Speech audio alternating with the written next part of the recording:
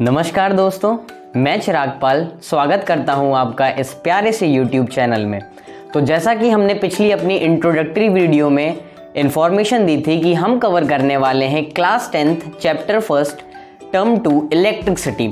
तो हम वही चैप्टर लेके आज आप ही लोगों के सामने आ चुके हैं। तो आज हम कवर करेंगे क्लास 10th का चैप्टर इलेक्ट्रिसिटी। तो ये चैप्टर बोर्ड के पर्सपेक्टिव से बहुत ही ज़्यादा इंपॉर्टेंट चैप्टर होने वाला है, क्योंकि इस चैप्टर से अधिकतर हम बोर्ड्स में देखते हैं कि काफ़ी ज़्यादा मार्क्स के इस चैप्टर से न्यूमेरिकल प्लस थ्योरी दोनों चीज़ पूछी जाती हैं। तो ये चैप्टर बोर्ड्स के पर्सपेक्टिव से बहुत ही ज़्यादा इंपॉर्टेंट होने वाला है। तो इसी चैप्टर को हम पढ़ेंगे और इतने प्यारे तरीके से पढ़ेंगे कि आज के बाद ये चैप्टर आपको बिल्कुल भी हार्ड नहीं लगने वाला है। जी हाँ, बिल्कुल भी हार्ड नहीं लगने वाला है। और आई गारंटी कि आपने इस तरीके का मटेरियल यूट्यूब पे कहीं नहीं देखा होगा जिस तरीके का मटेरियल आज हम पढ़ने वाले हैं। तो आज जो हम अपने चैप्टर की शुरुआत करेंगे तो वो शुरुआत हम करेंगे बेसिक्स से। तो ये हैं चैप्टर्स जो टॉपिक्स आज की वीडियो में हम कवर करने वाले हैं। तो पहला टॉपिक है हमारा इंट्रोडक्शन टू इलेक्ट्रिसिटी। हम जानेंगे कि इलेक्ट्रिसिटी आखिर है क्या चीज़ है, इलेक्ट्रिसिटी होती क्या है, कैसे जनरेट होती है, क्या होता है, ये सब हम इस वीडियो में जानने वाले हैं। और जो दूसरा टॉपिक है जिसको हम कवर करेंगे वो इलेक्ट्रिक चार्ज। कि ठीक है, इलेक्ट्रिसिटी होती तो है, पर किसकी वजह से होती है, क्या वो चीज़ है जिसकी वजह से इलेक्ट्रिसिटी होती है। तो वो चीज़ क्या है, हमारा इलेक्ट्रिक चार्ज। दूसरी चीज है प्रॉपर्टीज ऑफ इलेक्ट्रिक चार्ज। अगर इलेक्ट्रिक चार्ज होता है तो उसकी क्या क्या प्रॉपर्टीज होती हैं। क्लासिफिकेशन ऑफ मटेरियल, जो मटेरियल है उसे हम किस वे में क्लासिफाई करेंगे। इलेक्ट्रिक फील्ड क्या होती है। अगर इलेक्ट्रिक चार्ज होता है तो चार्ज अपनी फील्ड जनरेट करता है, तो वो आखिर होती क्या है। तो ये कुछ ब्रॉड से टॉपिक्स हैं जो हम इस लेक्चर में, अपने लेक्चर फर्स्ट में चैप्टर 2 इलेक्ट्रिसिटी लेक्चर फर्स्ट में कवर करने वाले हैं। तो इन वीडियो में, इस लेक्चर की वीडियो में हम ये सारे टॉपिक्स बहुत ही ल्यूसिड वे में, इंटरेक्टिव वे में और बहुत ही अच्छे तरीके से कवर करने वाले हैं। और ऐसा मटेरियल आई गारंटीड कि यूट्यूब में आपको कहीं नहीं मिलेगा। तो चलिए अपना लेक्चर स्टार्ट करते हैं। तो जैसे कि हम स्टार्ट करेंगे हमारे फर्स्ट टॉपिक से, इंट्रोडक्शन टू इलेक्ट्रिसिटी। आखिर इलेक्ट्रिसिटी होती क्या है, क्या चीज़ है इलेक्ट्रिसिटी, इलेक्ट्रिसिटी क्यों आई है। तो ये सब टॉपिक्स हम कवर करने वाले हैं। तो सबसे पहले इलेक्ट्रिसिटी होती क्या है। तो इलेक्ट्रिसिटी अगर हम जनरल वे में देखें तो हमारे आसपास जो लाइट जल रही है, जो बल्ब जल रहा है, ये सारी की सारी क्या है, इलेक्ट्रिसिटी से ही चल रही हैं।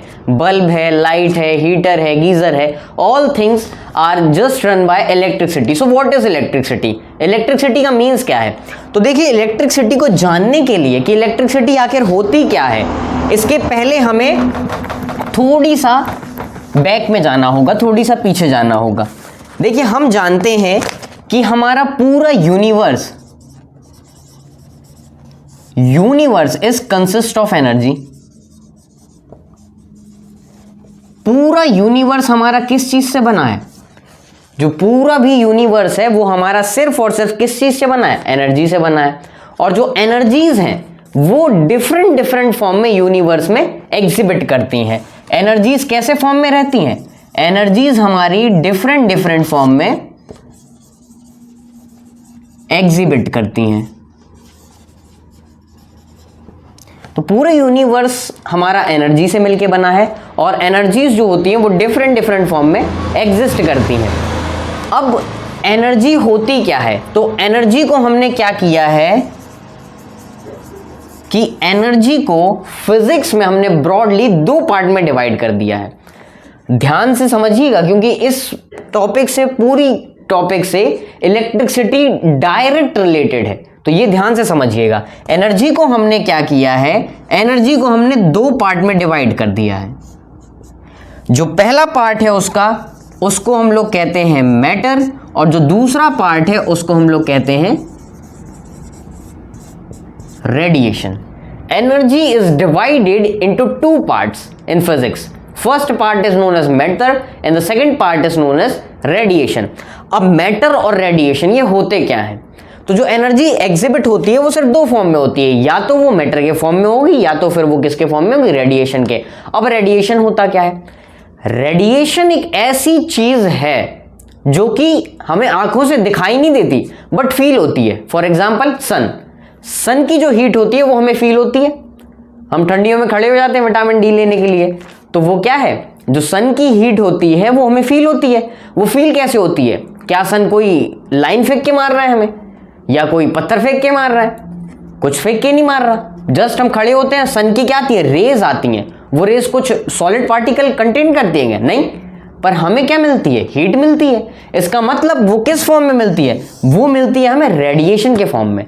वो एनर्जी जो सन से आती है वो हमें किस फॉर्म में मिलती है? रेडिएशन के फॉर्म में। तो ये क्या है? Light from sun. ये हमें किससे मिल रही है? लाइट मिल रही है किससे? सन से मिल रही है। अब ये होता क्या है कि जो सन से एनर्जी आ रही है ये हमें दिखाई तो दे नहीं रही है बट ट्रेवल कर रही है। तो ये इन वेव्स को किसके फॉर्म में आ रही है? वेव्स को।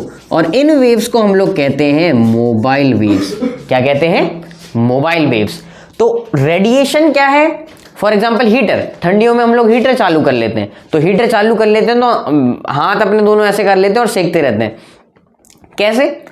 एनर्जी एक जगह से दूसरी जगह पे क्या हो रही है? ट्रांसफर। किस मीडियम से हो रही है? रेडिएशन की मीडियम से।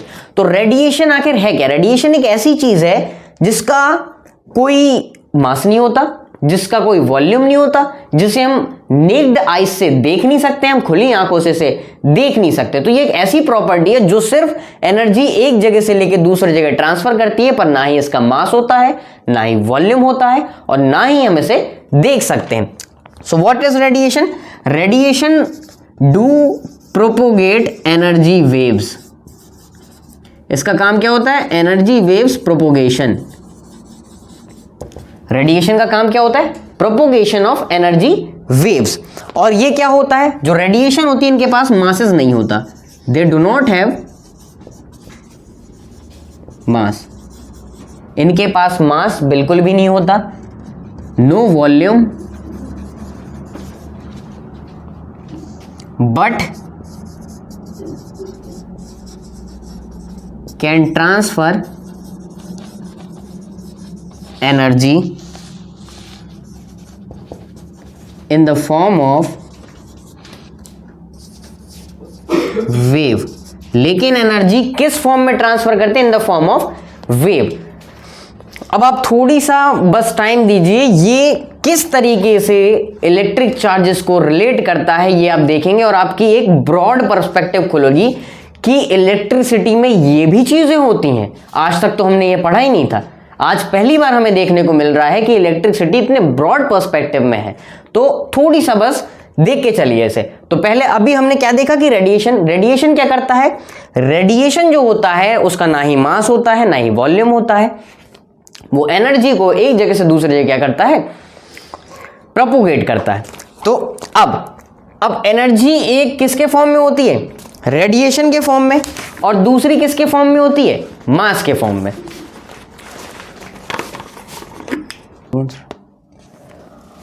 तो ये कहलाता है हमारा रेडिएशन। और मैटर क्या है? समथिंग। मैटर तो हम बचपन से जानते आए हैं। What is matter? Anything that have mass and occupy space. कोई भी thing, anything that have mass and occupy space. कोई भी चीज जिसका कुछ ना कुछ मास हो और वो क्या ऑक्यूपाई करती हो? स्पेस। तो वो क्या कैरी करती है? एनर्जी। एनर्जी दो ही फॉर्म में कैरी होती है, एक रेडिएशन के फॉर्म में, एक मैटर के फॉर्म में।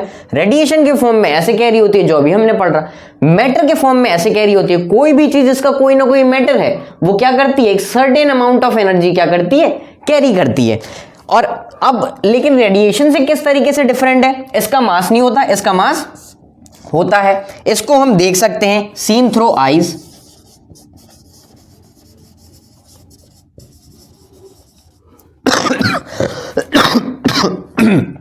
सॉरी। अब देखो, हम लोगों ने देखा है कि वो देखें बुढ़िया के बाल, मेले में जाते हैं हम लोग, बुढ़िया के बाल वाले को देखते हैं। बुढ़िया के बाल वाला कितनी अच्छी फिजिक्स पढ़ाता है हम लोगों को, ये हम लोगों को पता नहीं है। बुढ़िया के बाल वाला क्या करता है, शक्कर के दाने डालता है। शक्कर के दाने डालने के बाद वो क्या करता है, उसे घुमाता है और वो शक्कर के दाने छोटे छोटे छोटे छोटे छोटे छोटे रेशो में टूट जाते हैं, टूटते हैं और वो रेशो का इतना बड़ा गुब्बार बन जाता है और हम उसे लिए रहते हैं। तो वो हमें भारी लगता है क्या? नहीं, वो है क्या? मैटर है। क्या है? मैटर है। जब हम मैटर को एक्सपेंड करते चले जाते हैं, एक छोटा सा क्रिस्टल होता है सॉलिड का, उसका शुगर का छोटा सा क्रिस्टल, जब हम उसको एक्सपेंड करते चले जाते हैं, करते चले जाते हैं, करते चले जाते हैं, तो वो बहुत ही ज्यादा महीन होता चला जाता है, महीन होता चला जाता है, महीन। अब एक सर्टेन कंडीशन आएगी जिसमें क्या होगा, उस मैटर को हम इनफाइनाइटली एक्सपेंड कर चुके होंगे। तो जब हम उस मैटर को इनफाइनाइटली एक्सपेंड कर चुके होंगे तो वो किस में कन्वर्ट हो जाएगा? तो वो कन्वर्ट हो जाएगा रेडिएशन में।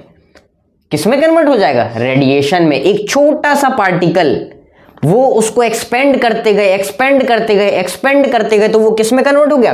रेडिएशन में। क्यों? क्योंकि energy can neither be created nor be destroyed but can be transferred from one form to another. एक फॉर्म से दूसरे फॉर्म में ट्रांसफर हो सकती है। तो मैटर को हम रेडिएशन में कन्वर्ट कर सकते हैं।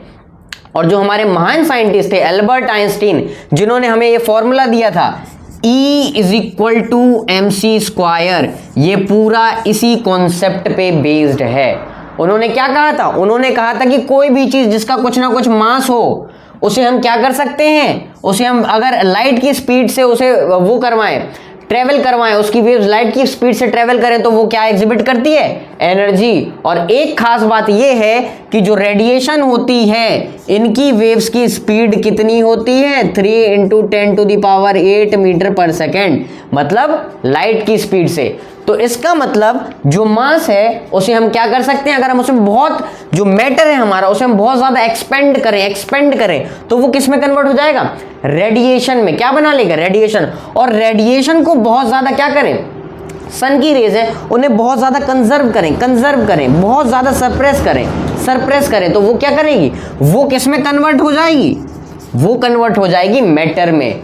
तो एल्बर्ट आइंस्टीन ने जो फॉर्मूला दिया था E = mc², वो इसी फॉर्मूले को दिखाता है कि कोई भी मैटर कितनी एनर्जी एग्जिबिट करता है। जब उस मैटर को हम इनफाइनाइटली एक्सपेंड कर देंगे तो वो किसके फॉर्म में आ जाएगा? वो फॉर्म में आ जाएगा रेडिएशन के। और रेडिएशन और मैटर दोनों क्या एग्जिबिट करते हैं? दोनों एनर्जी एग्जिबिट करते हैं। तो ये चीज आज हमें नई सीखने को मिली, जो कि कभी भी तुम्हें क्लास में किसी भी टीचर ने, किसी भी मेंटर ने, किसी भी कोचिंग क्लासेस ने नहीं बताई होगी, जो आज आपको यहां पे जानने को मिली। तो एल्बर्ट आइंस्टीन की ये थ्योरी हमें यहां पे जानने को मिली। अब हम देखेंगे कि ये चीज इलेक्ट्रिक चार्ज से कैसे रिलेट करती है। बहुत ही ज्यादा अच्छा कॉन्सेप्ट है, देखिएगा कि ये चीज इलेक्ट्रिक चार्ज को कैसे रिलेट करती है। तो हमने देखा मैटर, और ये जिसको नोट करना हो नोट कर लेना, मैं थोड़ी सा टाइम दूंगा, वीडियो पॉज करके आप लोग नोट कर लेना। हमने देखा। अब हम क्या देखेंगे कि ये जो मैटर है, मैटर किस फॉर्म में अपनी प्रॉपर्टी एग्जिबिट करता है। मैटर दो फॉर्म में अपनी प्रॉपर्टी एग्जिबिट करता है। एक, मैटर डिवाइड होता है किस में? मास में। मैटर अपनी प्रॉपर्टीज दिखाता है एज मास, और दूसरा मैटर अपनी प्रॉपर्टी दिखाता है एज इलेक्ट्रिक चार्ज। मैटर क्या करता है? Exhibit two kind of characteristics property that can apply force on each other. अच्छा, मैटर है तो मैटर क्या एग्जिबिट करता है? मैटर एक ऐसी एग्जिबिट प्रॉपर्टी करता है जो कि क्या करती है, इसमें एक और चीज है, apply force on each other. कोई भी मैटर है, दो मैटर हैं, वो दोनों आपस में क्या लगाते हैं? फोर्स लगाते हैं। रिकॉल करो class 9th gravitation. Two bodies attract each other, this is known as universal law of gravitation. तो कोई भी मैटर है वो क्या करता है? एक दूसरे के ऊपर फोर्स लगाता है। तो उसके वजह से, उसकी कैरेक्टरिस्टिक्स की वजह से मैटर को हमने कितने पार्ट में डिवाइड किया? दो पार्ट में। एक तो मास और दूसरा इलेक्ट्रिक चार्ज। एक तो हमने उसे डिवाइड किया है मास के तौर पे, और दूसरा हमने डिवाइड किया इलेक्ट्रिक चार्ज के तौर पे। तो बॉडीज है, कुछ बॉडीज हैं जो मास की वजह से एक दूसरे पे फोर्स लगाती हैं, कुछ बॉडीज हैं जो इलेक्ट्रिक चार्ज की वजह से एक दूसरे पे फोर्स लगाती हैं। तो जो बॉडीज मास की वजह से एक दूसरे पे फोर्स लगाती हैं, when two bodies are attracted toward each other,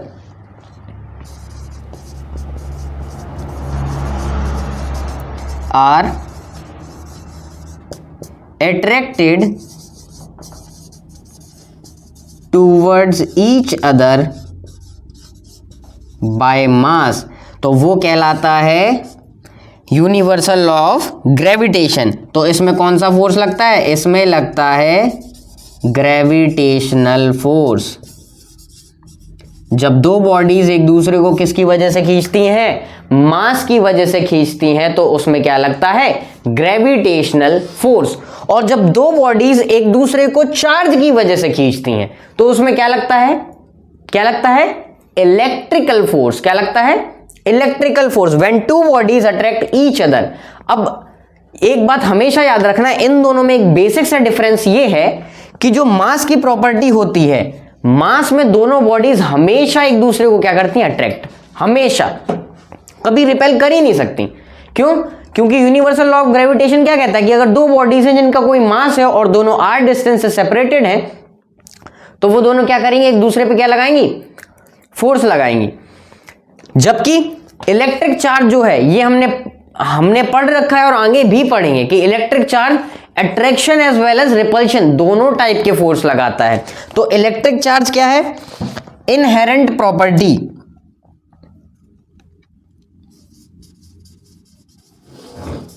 inherent property. Electric charge क्या है हमारी? Inherent property due to which it can apply force. ऐसी इनहेरेंट प्रॉपर्टी जिसकी वजह से वो क्या करता है? फोर्स अप्लाई करता है। अब मास जो फोर्स लगाता है वो हमेशा अट्रैक्टिव होता है, जबकि जो इलेक्ट्रिक चार्ज फोर्स लगाता है वो कैसा होता है? वो अट्रैक्टिव के साथ साथ कैसा होता है? वो अट्रैक्टिव के साथ साथ रिपल्सिव भी होता है। वो सिर्फ और सिर्फ अट्रैक्टिव नहीं होता। तो वही हमें देखना है। Force between two charges are attractive and repulsive. वो अट्रैक्टिव के साथ साथ कैसा होता है? रिपल्सिव। पर ये डिपेंड करेगा कि कौन सी कंडीशन में अट्रैक्टिव है और कौन सी कंडीशन में वो रिपल्सिव है, तो वो हमें देखना है। अब आता है कि हमने बेसिक सी तो कुछ कैरेक्टरिस्टिक्स पढ़नी है चार्जेस की।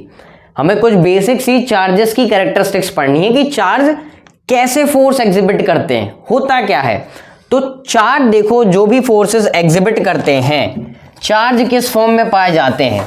चार्ज पाए जाते हैं हमारे यूनिवर्स में, जो सबसे छोटा चार्ज होता है स्मॉलेस्ट चार्ज, वो पाया जाता है चार्ज ऑन इलेक्ट्रॉन। किस में पाया जाता है चार्ज? इलेक्ट्रॉन में।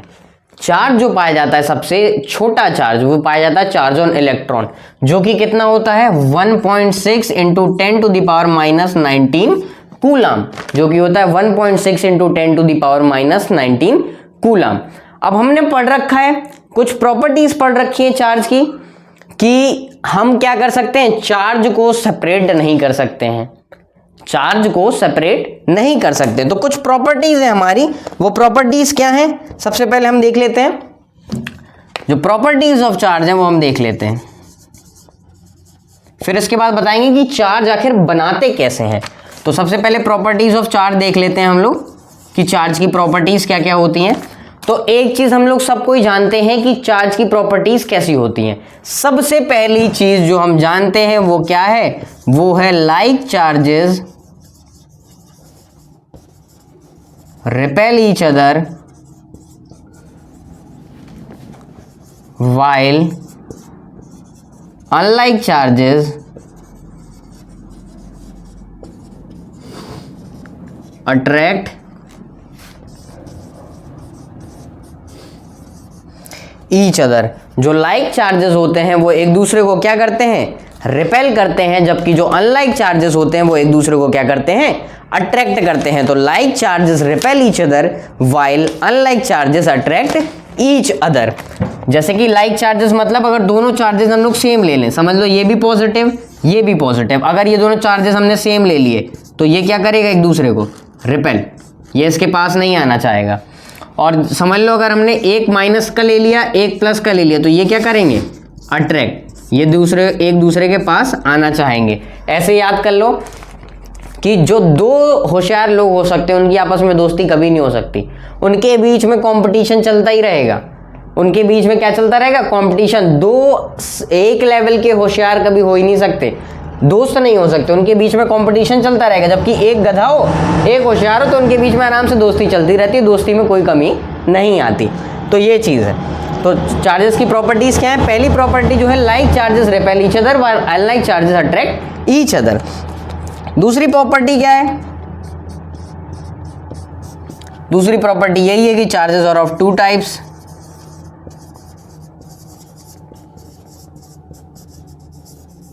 हमें पता है पहले पॉजिटिव एंड नेगेटिव। अच्छा पॉजिटिव नेगेटिव वैसे होता नहीं है, सिर्फ एक होता है, एक की वजह से दूसरा डेवलप हो जाता है। एग्जिबिट एक ही करता है, एक की वजह से दूसरा डेवलप हो जाता है। कैसे हो जाता है ये हम अभी देखेंगे। तो charges are of two type, positive and negative. अब दूसरी चीज है जो बहुत ही ज्यादा बेसिक है वो ये है कि basic property of charge is it only exist in material, कि ये सिर्फ और सिर्फ किस में एग्जिस्ट करता है, मटेरियल में एग्जिस्ट करता है, और इसे हम सेपरेट नहीं कर सकते। And can not be separated, can not be separated मतलब हम इसे सेपरेटेड नहीं कर सकते हैं, इसे हमेशा के लिए सेपरेट नहीं कर सकते हैं। तो ये कुछ बेसिक प्रॉपर्टी ऑफ चार्ज है। और एक चीज और कि यूनिट तो मैं बता ही चुका हूं कि जो यूनिट होती है इलेक्ट्रॉन की वो कितनी होती है, 1.6 इंटू 10⁻⁻19 कूलम। इसमें एक सबसे बड़ी चीज आती है कि किसी भी चीज को हम अगर चार्ज करते हैं, किसी भी बॉडी को अगर हम चार्ज करते हैं तो चार्ज हम करते कैसे हैं वो देखेंगे हम, कि हम किसी बॉडी को चार्ज करते कैसे हैं। देखो चार्ज कैसे करते हैं, सबसे स्टार पॉइंट है कि electron is responsible for charging any body. अब आप लोग कहोगे, आपके मन में क्वेश्चन आ रहा होगा कि सिर्फ इलेक्ट्रॉन ही क्यों रिस्पॉन्सिबल है, प्रोटॉन क्यों नहीं है? भाई वो भी तो चार्ज है, तो सिर्फ इलेक्ट्रॉन ही क्यों रिस्पॉन्सिबल है, प्रोटॉन भी तो हो सकता है। तो हाँ आप सही कह रहे हैं कि हो सकता है, पर क्यों नहीं होता इसका रीजन मैं अभी बस कुछ ही मिनटों में आपको देने वाला हूं, तो अच्छे से देखिएगा। इलेक्ट्रॉन ही करते हैं, प्रोटॉन कभी नहीं करता चार्ज को ट्रांसफर। प्रोटॉन की वजह से चार्ज ट्रांसफर नहीं होता, चार्ज ट्रांसफर होता है इलेक्ट्रॉन की वजह से। क्यों होता है वो हम अभी देखेंगे। Electron is responsible for charging any body, किसी भी बॉडी को चार्ज करने में जो रिस्पॉन्सिबल होता है वो कौन होता है, इलेक्ट्रॉन। अब देखो इसको कैसे हम समझ सकते हैं, ऐसे देख लो, हम एक छोटा एग्जांपल ले लेते हैं कि हम लोग क्या करते हैं, हम लोग को एक वो लेना है सिल्क रॉड, हम लोग एक ग्लास रॉड लेनी है और उसे क्या करना है, सिल्क क्लॉथ से रब करना है। ग्लास रॉड को हमें किससे रब करना है, सिल्क रॉड से। तो हम देखेंगे कि जो सिल्क है उसमें कैसा चार्ज आ जाएगा, पॉजिटिव, और जो रॉड है इबोनॉइड रॉड या ग्लास रॉड उसमें कैसा चार्ज आ जाएगा, नेगेटिव।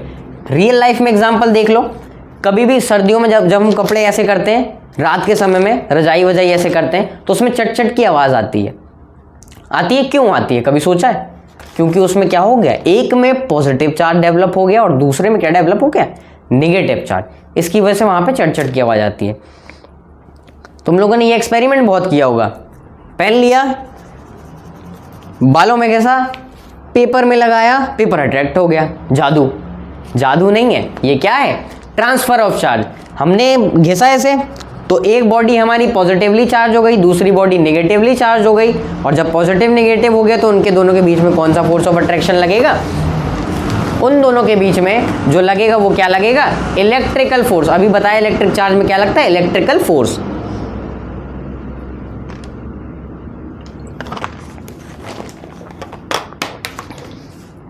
तो अब देखो कोई भी बॉडी चार्ज कैसी होती है, ये तो समझ में आ गया कि रिस्पॉन्सिबल कौन होता है? इलेक्ट्रॉन। जैसे फॉर एग्जांपल हम जानते हैं कि हमारा जो एटम है वो कैसा होता है? न्यूट्रल। हम जानते हैं कि ये कोई भी बॉडी है, इसमें 10 प्रोटॉन है और 10 इलेक्ट्रॉन है। ये बॉडी है, इसमें भी क्या है? 10 प्रोटॉन है और 10 इलेक्ट्रॉन है। अब हमने क्या किया? कि इन दोनों को रब कर दिया। इन दोनों क्या कर दिया? रब कर दिया। तो रब करने की वजह से इनके अंदर हीट प्रोड्यूस हुई। उस हीट की वजह से क्या हुआ कि इसका इलेक्ट्रॉन, इसके एक इलेक्ट्रॉन जंप होके इस वाली में चला गया। तो अब इसके पास कितने बचे?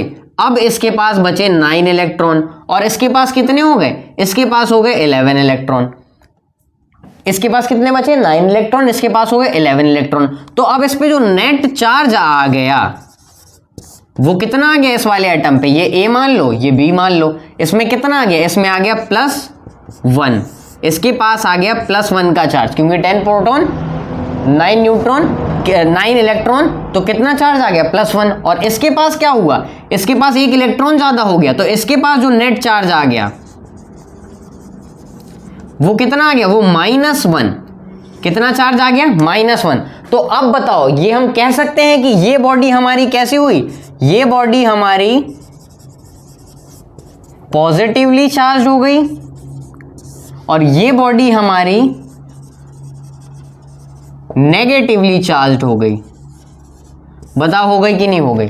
तो कोई भी बॉडी पॉजिटिवली या नेगेटिवली चार्ज क्यों होती है? Due to transfer of electron. अच्छा, सिर्फ इलेक्ट्रॉन के ट्रांसफर से क्यों? Because mass of electron is much less than the mass of proton. जो मास ऑफ इलेक्ट्रॉन है, यहां पे एक star point, mass of electron is much lesser than mass of proton. This is why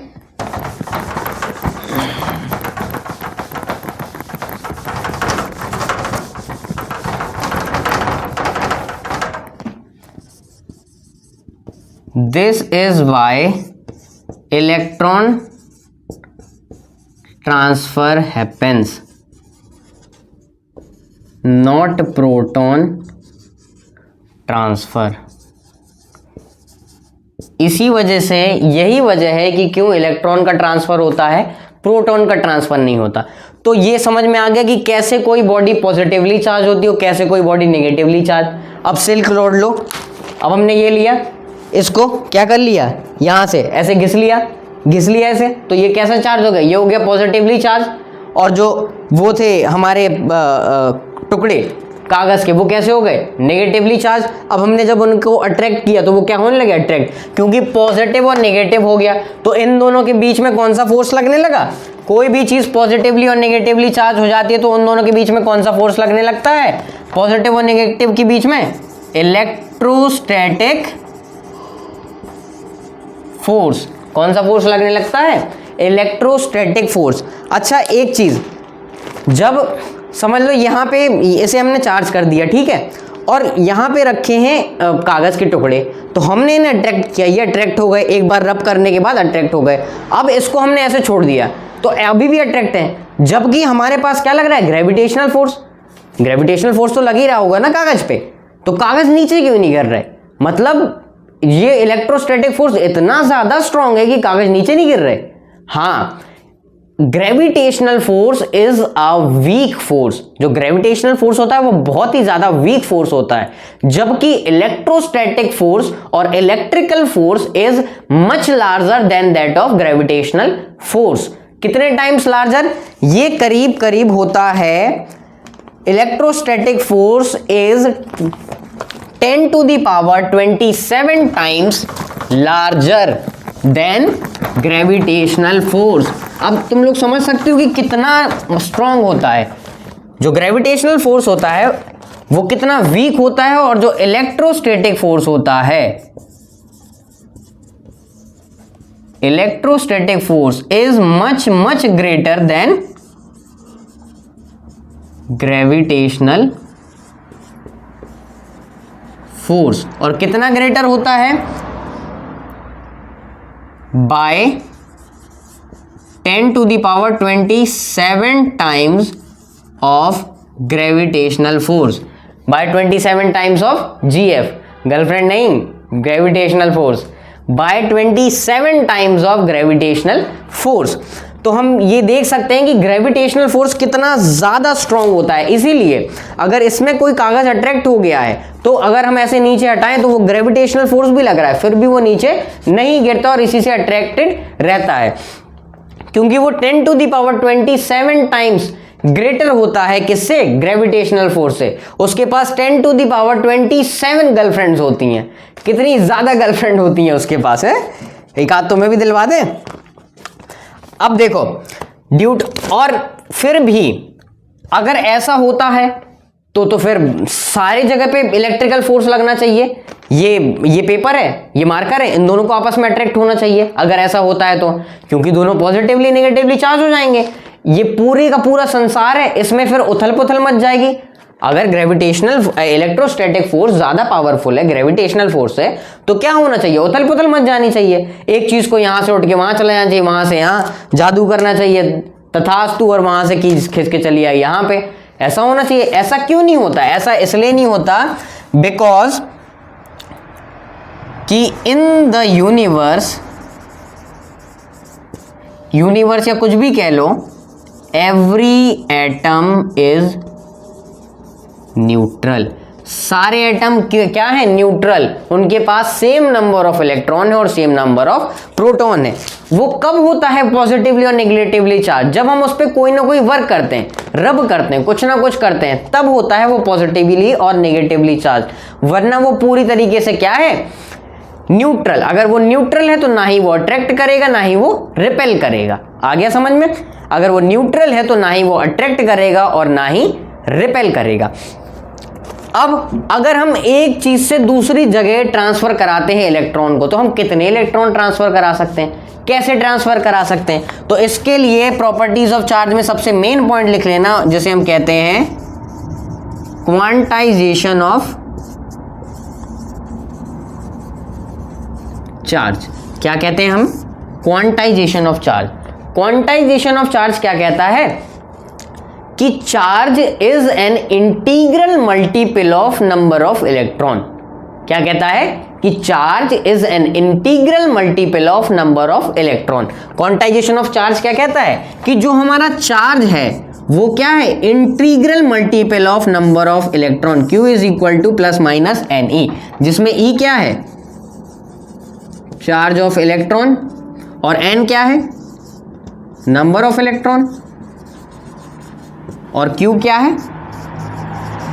total charge.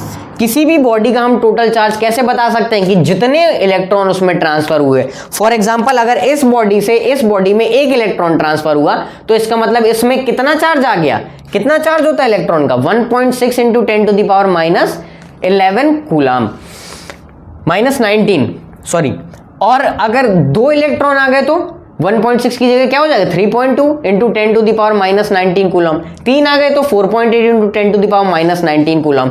तो ये कहलाता है quantization of charge. किसी भी बॉडी में हमें टोटल चार्ज निकालना है तो हम क्या करेंगे?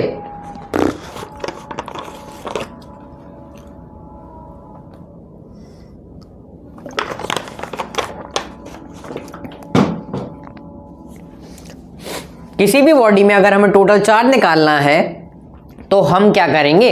तो हम नंबर ऑफ इलेक्ट्रॉन से जितने भी इलेक्ट्रॉन ट्रांसफर हुए हैं उनका क्या करा देंगे? मल्टीप्लिकेशन। ये बहुत ही ज्यादा इंपॉर्टेंट फॉर्मूला है, स्टार पॉइंट है, यहां से एक नंबर के क्वेश्चन बन के आ जाते हैं, तो इसे लिख लेना।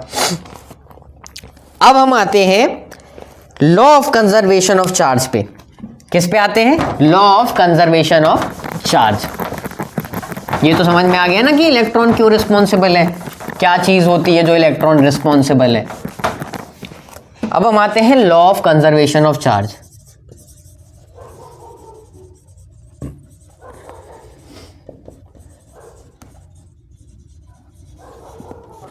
क्या है law of conservation of charge? क्या कहता है law of conservation of charge? Law of conservation of charge क्या है कि charge can neither be created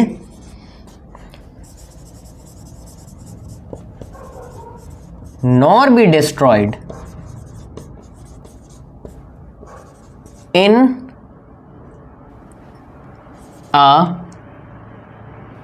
system. Charge को हम ना ही क्रिएट कर सकते हैं और ना ही डिस्ट्रॉय कर सकते हैं किसी भी सिस्टम में।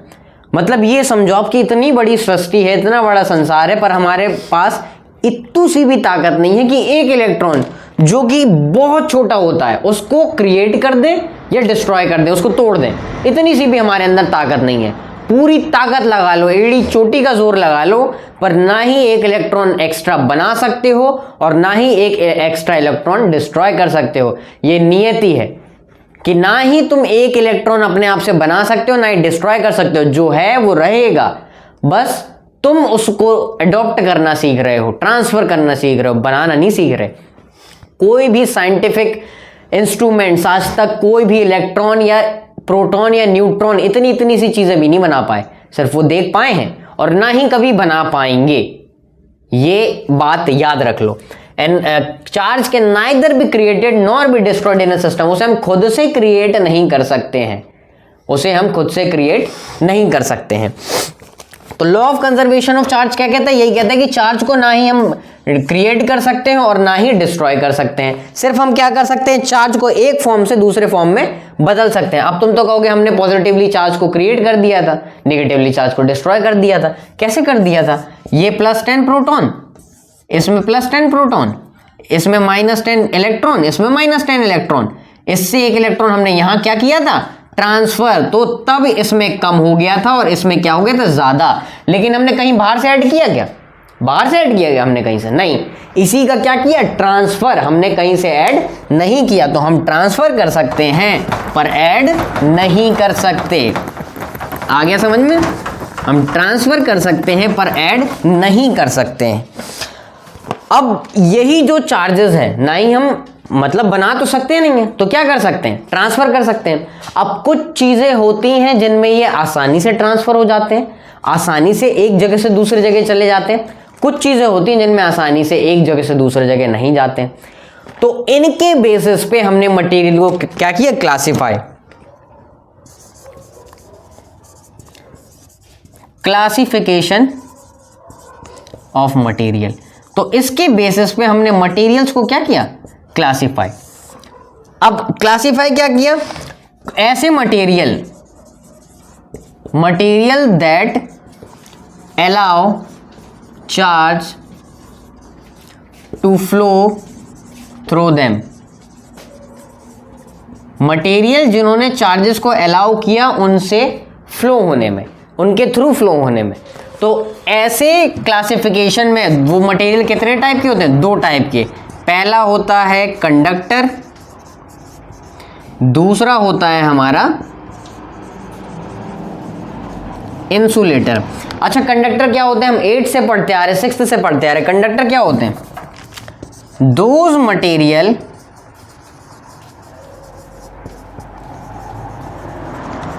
which allow charges to pass through them, जो अलाउ करते हैं चार्जेस को अपने थ्रू पास होने का। और इंसुलेटर क्या होता है? Those material which do not allow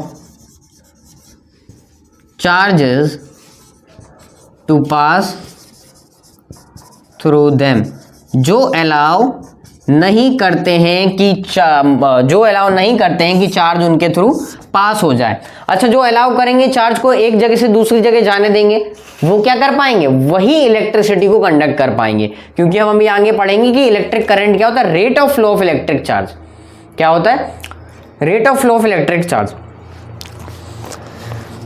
तो जो कंडक्ट करने देंगे वो कंडक्टर, जो नहीं कंडक्ट करने देंगे वो इंसुलेटर।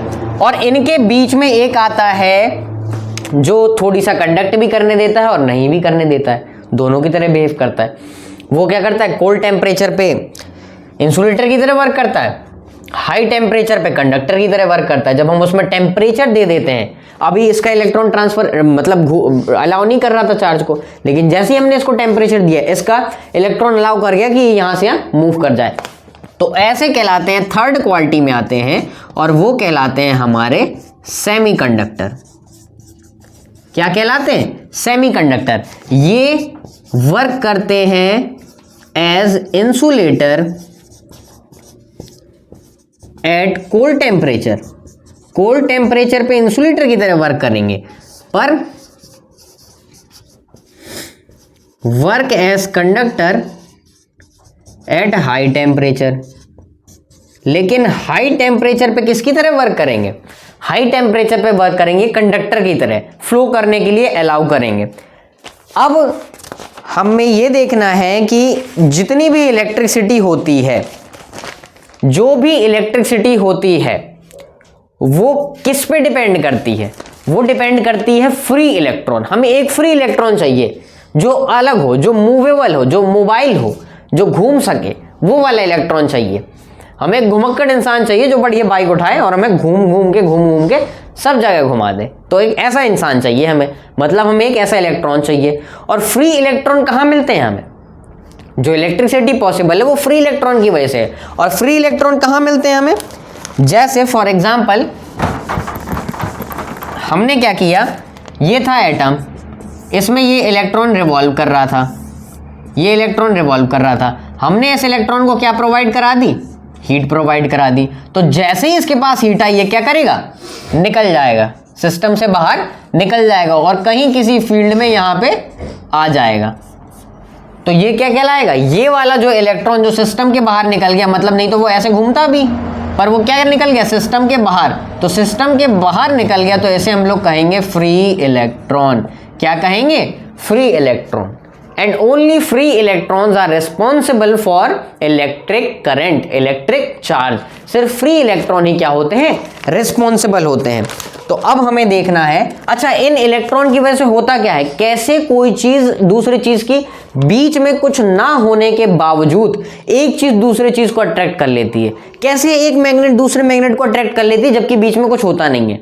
धागा बांध के अट्रैक्ट करते हैं क्या, ग्रेविटेशन है वो धागा बांध के खींचती है क्या, कि हाँ भैया आ जाओ हम तुम्हें धागा बांध के खींच रहे हैं। अर्थ भाई साहब, सन कहता है कि आ जाओ हम तुम्हें धागा बांध के खींच रहे हैं, तो धागा बांध के तो नहीं खींचती। तो ऐसा क्या होता है, तो हम देखेंगे वो जो भी होता है उसका नाम है वो मैजिकल चीज जो बिना किसी फोर्स के, मतलब बिना किसी टाई के, हम उसे बिना बांधे उसे क्या कर लेते हैं, खींच लेते हैं, फोर्स लगा लेते हैं। वो चीज है हमारी इलेक्ट्रिकल फील्ड। वो क्या है हमारी इलेक्ट्रिकल फील्ड। हम देखते हैं वो जो है वो है हमारा इलेक्ट्रिकल फील्ड।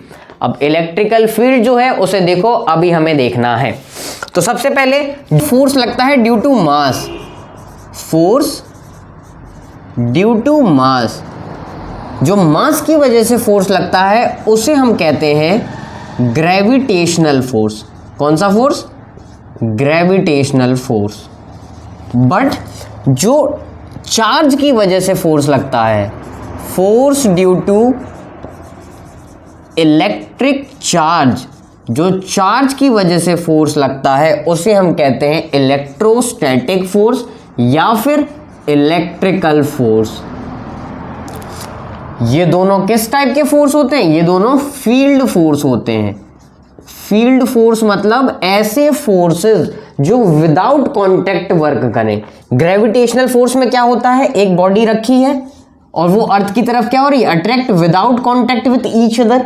सेम चीज इलेक्ट्रिकल फोर्स में भी क्या होता है, दो चार्जेस रखे हैं, वो चार्जेस एक दूसरे से कांटेक्ट में नहीं है, बट वो दोनों के दोनों क्या हो रहे हैं, उनके बीच में अट्रैक्शन हो रहा है या फिर रिपल्शन हो रहा है। तो ये किसकी वजह से होता है, ये होता है due to generation of field.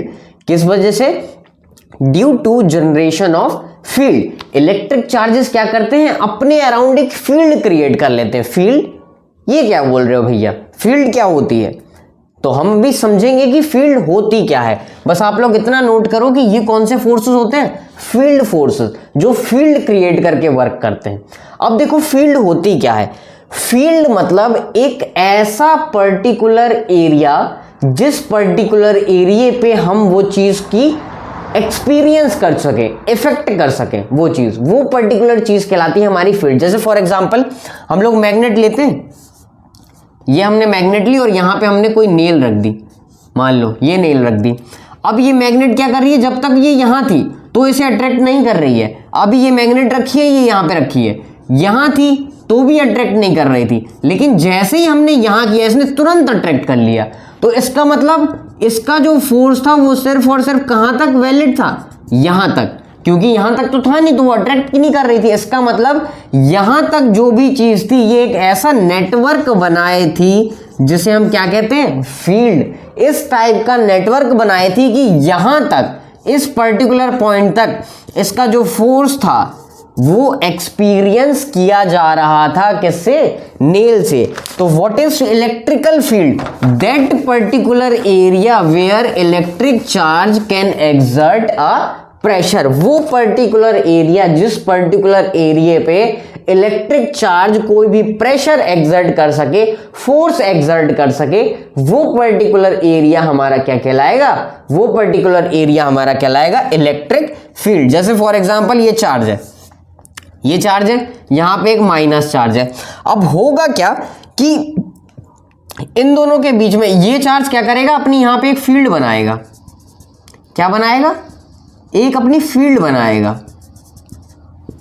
ये फील्ड क्या करेगी, ये तो इसके साथ कांटेक्ट में नहीं है, ये दोनों डिस्टेंस से सेपरेटेड है, but due to the formation of field इसने इस फील्ड बना ली। जो फील्ड कैसी है, इसको इसकी तरफ क्या कर रही है, अट्रैक्ट कर रही है। तो ये फील्ड इसे खींच के लाएगी। तो अब ये चार्ज क्या कर रहा है, यहां पे इसकी फील्ड को एक्सपीरियंस कर रहा है। ये चार्ज इसकी फील्ड में है यहां पे, तो ये क्या करेगा, ये इसकी जैसी फील्ड में अंदर आया तो इसकी फील्ड क्या करेगी, इसको अट्रैक्ट करेगी। अगर यही चार्ज यहां पे होता तो इसमें नो अट्रैक्शन, इसमें कोई अट्रैक्शन नहीं होता, because this charge is out of the field of this charge. ये चार्ज जो है इस चार्ज की फील्ड से दूर है, पर जैसे ही ये इसकी फील्ड में आएगा it will experience a force of attraction. Why, due to formation और effect of field, due to formation या फिर इफेक्ट ऑफ फील्ड। तो वही हमें समझना है कि जो इलेक्ट्रिकल फील्ड होती है वो क्या होती है। तो इलेक्ट्रिकल फील्ड इतना समझ में आ गया। अब देखो जो इलेक्ट्रिकल फील्ड होती है वो क्या होती है, तो हमें देखना है कि इलेक्ट्रिकल फील्ड आखिर होती क्या है। तो हम समझ गए कि इलेक्ट्रिकल फील्ड क्या होती है, जिस भी चार्जेस में जो फोर्स ऑफ अट्रैक्शन है, रिपल्सन लगता है, वो उस चार्ज की वजह से ना लग के किसकी वजह से लगता है, वो लगता है उस पर्टिकुलर इलेक्ट्रिक फील्ड की वजह से।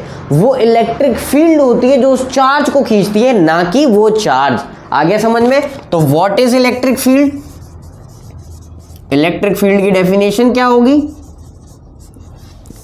Electric field it is the effect of electric charge in the space around it where other charges can experience its force. जहां पे और चार्जेस उसका क्या एक्सपीरियंस कर सके, फोर्स एक्सपीरियंस कर सके, वो पर्टिकुलर चीज क्या होगी, वो पर्टिकुलर चीज कहलाएगी इलेक्ट्रिक फील्ड। अब क्वेश्चन ये आता है कि क्या इलेक्ट्रिक फील्ड हमें दिखाई देती है? तो नहीं, दिखाई तो नहीं देती। दिखता है क्या हमें कि ये पॉजिटिव चार्ज है, ये नेगेटिव चार्ज है? तो हमें दिखता है क्या कि कोई चीज ऐसे जा रही है और उसे पकड़ के यहाँ पे अट्रैक्ट करवा रही है? दिखता तो नहीं है। पर क्या जो चीज हमें नहीं दिखती है तो वो एग्जिस्ट नहीं करती क्या? नहीं, ये चार्ज खिंच के चला आ रहा है। तो कोई भी चीज खिंच रही है तो इसका मतलब उसमें कोई ना कोई फोर्स लग रहा है, और कोई ना कोई अगर फोर्स लग रहा है तो इसका मतलब वहां पे कोई ना कोई चीज जरूर है। वो चीज किस फॉर्म में है? इलेक्ट्रिकल फील्ड के फॉर्म में। तो ये कोई इमेजिनरी लाइंस नहीं है, असली में ऐसा होता है। एक एग्जांपल देता हूँ। कभी कभी क्या होता है कि हम फोन पे बात करते हैं, तो फोन पे बात करते हैं तो घर के अंदर टावर नहीं आते, पर जैसे ही हम बालकनी में आते हैं तो हम अपने मोबाइल में देखते हैं कि वहां पे 2 डंडियां बढ़ जाती हैं। ये कैसे होता है? घर के अंदर क्या होता है कि हमारे पास वो इलेक्ट्रिक फील्ड की रीच नहीं आ पाती। जो हमारा मोबाइल है वो उस इलेक्ट्रिक फील्ड की रीच में नहीं होता है, तो वो टावर कम हो जाते हैं। बट जैसे ही हम बाहर आते हैं तो वहां पे क्या होता है? इलेक्ट्रिकल फील्ड पूरे हमारे एनवायरनमेंट में फैली हुई होती है। तो जैसे ही बाहर आते हैं हम इलेक्ट्रिक फील्ड के अंदर, वो मोबाइल कॉन्टेक्ट में आ जाता है। तो जैसे ही वो मोबाइल कॉन्टेक्ट में आता है तो वो 2 डंडी बढ़ा देता है। इसका मतलब कि वहां पे पर्याप्त इलेक्ट्रिकल फील्ड है। अब हम कोई भी अपने फोन कॉल या कुछ भी कर सकते हैं। तो इलेक्ट्रिकल फील्ड क्या है? ऐसा स्पेस उस चार्ज के अराउंड, ऐसा पर्टिकुलर एरिया जहां पे वो कि कोई अदर चार्ज को अगर हम रखें तो वो फोर्स को एक्सपीरियंस कर ले, वो पर्टिकुलर एरिया हमारा कहलाता है इलेक्ट्रिक फील्ड। तो फोर्स जो है वो चार्जेस का इंटरेक्शन नहीं है, वो किसका इंटरेक्शन है? Force is interaction of electric field. Force किसका इंटरेक्शन है? फोर्स इंटरेक्शन है उस इलेक्ट्रिक फील्ड का। और जो चीज वो बनती है, जो इलेक्ट्रिकल फील्ड बनती है, वो बनती है इलेक्ट्रिकल फील्ड लाइंस के फॉर्म में। किस फॉर्म में बनती है? इलेक्ट्रिकल फील्ड लाइंस के। ये लाइन दिख रही है, तो ये इस टाइप में वो अपनी फील्ड बना लेती है। अब अलग अलग पॉइंट पे इलेक्ट्रिसिटी की इलेक्ट्रिक फील्ड लाइंस कैसी होती है? Different. At different point there are different electric field. जैसा कि अभी हमने एग्जांपल पढ़ा कि जब हम घर के अंदर होते हैं तो कुछ और इलेक्ट्रिकल फील्ड होती है, घर के जस्ट बाहर जाते हैं टावर आने लगते तो वो कोई और इलेक्ट्रिकल फील्ड होती है। तो हम इलेक्ट्रिकल फील्ड समझ गए कि इलेक्ट्रिकल फील्ड आखिर होती क्या है, कैसे कोई भी चीज अट्रैक्ट या रिपेल होती है। अगर वो उसके इलेक्ट्रिकल फील्ड के अंदर है तो वो फोर्स को एक्सपीरियंस करेगी, और इलेक्ट्रिकल फील्ड के अंदर नहीं है तो वो फोर्स को एक्सपीरियंस नहीं करेगी। तो इलेक्ट्रिकल फील्ड ये थी, और जो कि आशा है कि आप लोगों को बहुत अच्छे से समझ में आ गई होगी।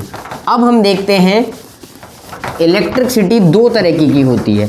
एक तो होती है स्टैटिक इलेक्ट्रिसिटी और दूसरी होती है हमारी करंट इलेक्ट्रिसिटी। एक होती है हमारी स्टैटिक इलेक्ट्रिसिटी और दूसरी कैसी इलेक्ट्रिसिटी होती है? Current electricity. तो हमें देखना है कि करंट इलेक्ट्रिसिटी और स्टैटिक इलेक्ट्रिसिटी में क्या डिफरेंस है। तो इलेक्ट्रिसिटी जो होती है वो हमारी 2 तरह की होती है। पहला तो होती है स्टैटिक इलेक्ट्रिसिटी, और दूसरी जो होती है वो होती है हमारी करंट इलेक्ट्रिसिटी। तो स्टैटिक इलेक्ट्रिसिटी जैसा कि नाम से ही दिख रहा है, स्टैटिक मतलब क्या होता है? स्टेशनरी। जो इलेक्ट्रिसिटी स्टेशनरी इलेक्ट्रिक चार्ज की वजह से हो, ऐसा इलेक्ट्रिक चार्ज जो रुका हुआ है और उसकी वजह से जो भी इलेक्ट्रिसिटी प्रोड्यूस हो रही है वो आएगी हमारी स्टेशनरी इलेक्ट्रिसिटी में, स्टैटिक इलेक्ट्रिसिटी के पोर्शन में। और ऐसी इलेक्ट्रिसिटी जो कि मोशन, करंट मतलब क्या? मोशन। किसके मोशन से? इलेक्ट्रिक चार्ज के मोशन की वजह से जो भी इलेक्ट्रिसिटी जनरेट हो रही है वो आएगी हमारी करंट इलेक्ट्रिसिटी में। तो स्टैटिक इलेक्ट्रिसिटी जैसे हमने ये रब किया, ये है, इसको हमने रब किया और इससे पेपर अट्रैक्ट किया, तो वो चार्ज कहां पे? यहीं पे है। स्टैटिक है, इसी मार्कर के अंदर है, कहीं भाग तो नहीं रहा। तो वो जो चार्ज डेवलप हुआ रब करने से और जो पेपर से अट्रैक्ट हुए, तो ये जो चार्ज डेवलप हुआ, ये इलेक्ट्रिसिटी जो भी डेवलप हुई, ये किसकी वजह से? स्टेशनरी इलेक्ट्रिक चार्ज की वजह से, स्टैटिक इलेक्ट्रिसिटी, इसलिए ये कहलाएगी स्टैटिक इलेक्ट्रिसिटी। और घर में जो हमारे लाइट वगैरह होती हैं, फैन वगैरह चलते हैं, कूलर वगैरह चलते हैं, ये किसकी वजह से चलती है? इलेक्ट्रिक चार्ज की मोशन की वजह से। तो ये चीज कहलाएगी हमारी करंट इलेक्ट्रिसिटी। तो अब जो भी हम पढ़ने वाले हैं इस चैप्टर में, वो पूरा बेस्ड है करंट इलेक्ट्रिसिटी में। स्टैटिक इलेक्ट्रिसिटी का अब कोई भी काम नहीं है, वो पूरा किसके ऊपर बेस्ड है? करंट इलेक्ट्रिसिटी के ऊपर। तो आगे जो अगली वीडियो आएगी उसमें हम देखेंगे कि वो इलेक्ट्रिक पोटेंशियल क्या होता है, पोटेंशियल डिफरेंस क्या होता है, इलेक्ट्रिक करंट क्या होता है, चार्जेस कैसे फ्लो करते हैं, कैसे मूव करते हैं, ये सब हम अगली वीडियो में देखेंगे। तो आशा करता हूं कि आपको वीडियो बहुत पसंद आई होगी। ज्यादा से ज्यादा लाइक करें, कमेंट करें, सब्सक्राइब करें और अपना प्यार यूं ही बनाए रहें और पढ़ते रहें। जय हिंद, जय भारत।